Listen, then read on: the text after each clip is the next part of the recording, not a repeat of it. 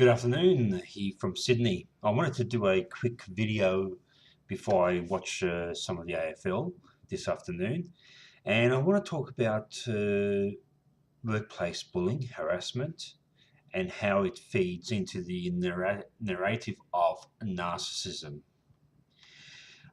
I'm not going to go into too much details because basically, I don't know who watches this channel. But I can state that basically, uh, yeah, I had a situation at work that is still ongoing. Down a workers' compensation claim process of workplace harassment. I think I needed this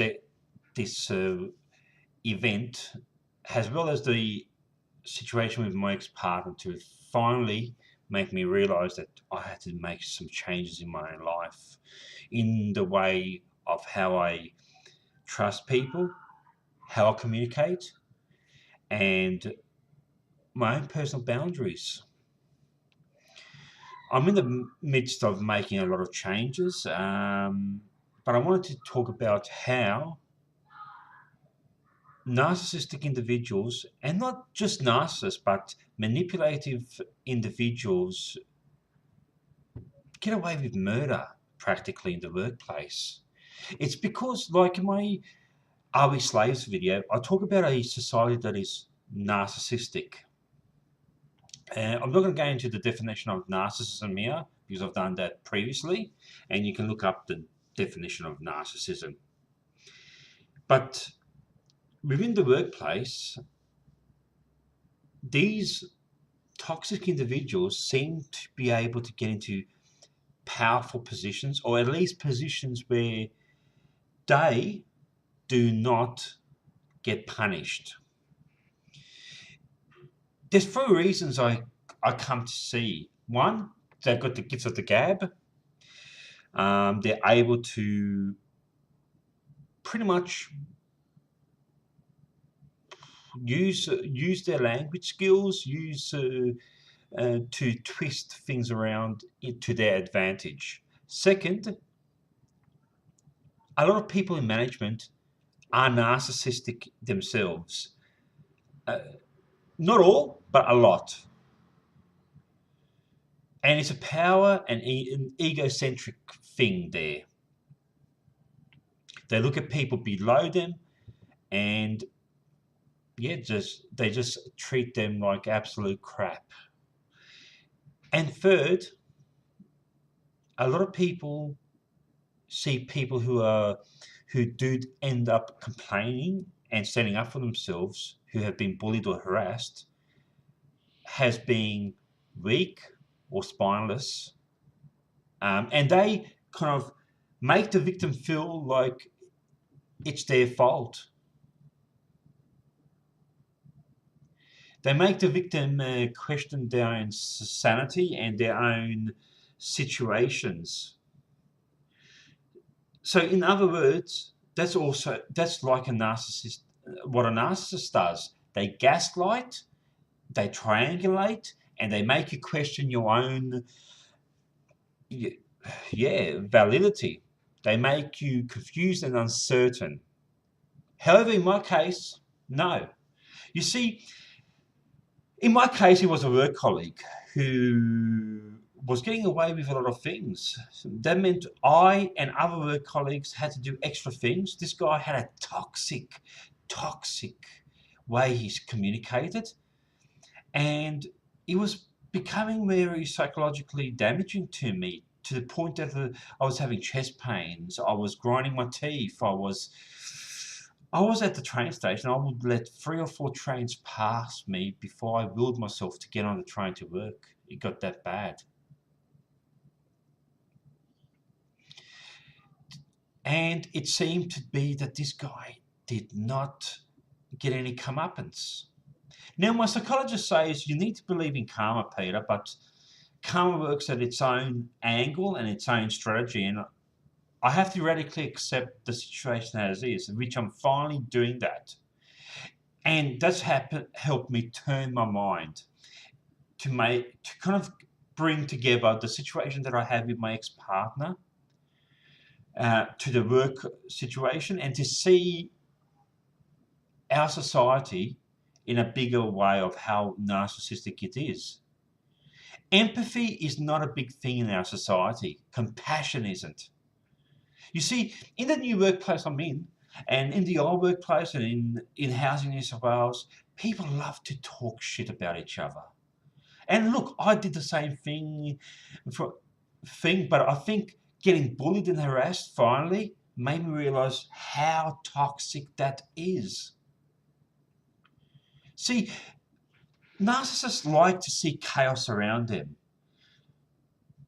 Rather than have people stand together in empathy and compassion, which would make people so more powerful over these toxic individuals, they have to create uncertainty and chaos between people in the workplace. And people fall for it. Because being in division is the best way of handling people. You play off people against this side and that side.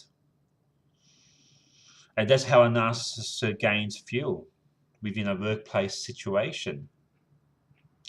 This guy loved to play the victim of how, he was misunderstood, and how basically,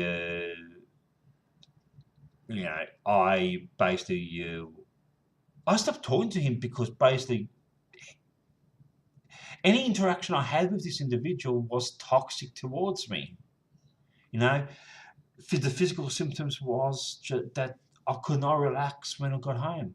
I just completely kept on playing events in my head, and I was just saying, why is the management doing anything of this? I've complained, other work colleagues have complained, yet this person seems to be getting away with things. And I came to the realization that people in management, a lot of them are narcissistic. They talk about teamwork, but it's only teamwork when they tell people what to do. And this person served their purposes. It caused discord, division. I had to take time off work. I had to prove my point to investigators, which, my case has been fully accepted. But it gets to the point that you see how divisive. So when I pay off my debt next year, which is in October, I'm going to give up full-time work. And I am going to go into project work and I'm going to make time to do things in my life that I want to do. I've come to the realization, thankfully, from these two toxic events in my life, that I have actually finally feel that I've got a new purpose in my life. It's to help other people through abusive situations, but it's also it's opened my eyes and my mind to realize how toxic the workplace is. Why people are driven to suicide. Why people are taking so much drugs just to get to work. Why there's so much domestic violence and discord within the home spheres, because people feel pressure and pressure and pressure. While politicians and corporate interests and multinationals, they simply just run roughshod. So the workplace harassment and bullying is a big thing in our society, not just in Australia, but in a lot of places.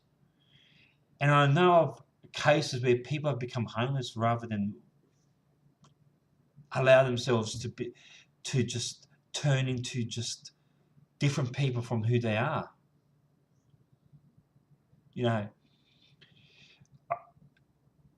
I've got the coping strategies now, and I'm learning more coping strategies to help me last another 1 year and 6 months. So 18 months altogether I got left, and that's the countdown that keeps me going